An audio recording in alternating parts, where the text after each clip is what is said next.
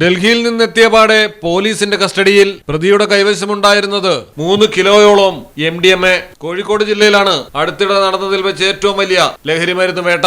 2.800 kilogram MDMAയുമായി Kozhikode Mukkam Nileshwaram സ്വദേശി പുല്ലമ്പാടി പറമ്പിൽ 36 വയസ്സുള്ള മുഹമ്മദ് ഹനീഫയാണ് കസ്റ്റഡിയിലായിരിക്കുന്നത്. ഇയാളുടെ സഹായിയായ സ്ത്രീയെയും വീട്ടിൽ നിന്ന് പിടികൂടിയിട്ടുണ്ട്. പ്രതി ഗൾഫിൽ നിന്ന് കേരളത്തിലേക്ക് മയക്കുമരുന്ന് എത്തിക്കുന്ന വൻ സംഘത്തിലെ കണ്ണിയാണ്.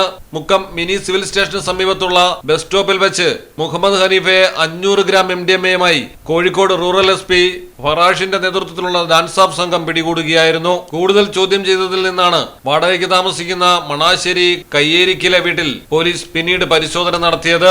തുടർന്നാണ് ബാക്കി MDMA കണ്ടെത്തിയത്. പ്രതി കഴിഞ്ഞ ദിവസം ഡൽഹിയിൽ നിന്ന് കേരളത്തിലെത്തിയതായി പോലീസിന് വിവരം ലഭിച്ചിരുന്നു. ഡൽഹി കേന്ദ്രീകരിച്ച് ഗൾഫിൽ നിന്ന് വൻതോതിൽ ലഹരി കേരളത്തിലേക്ക് കടത്തുന്ന മുഹമ്മദ് ഹനീഫയെ വിശദമായി ചോദ്യം ചെയ്യുന്നു. മലയാളം ടെലിവിഷൻ, കോഴിക്കോട്. പത്തരമാറ്റ തിളക്കത്തോടെ 10 വർഷമായി പവൻ ഗോൾഡിൽ ആദ്യ കാതുകുത്ത് തികച്ചും സൗജന്യമാണ്. മാത്രമല്ല പരിചയസമ്പന്നരായ ലേഡി സ്റ്റാഫുകളാണ് നിങ്ങളുടെ കുഞ്ഞുങ്ങൾക്ക് കാതുകുത്തുന്നത്. പവൻ ഗോൾഡ്, തിരൂർ.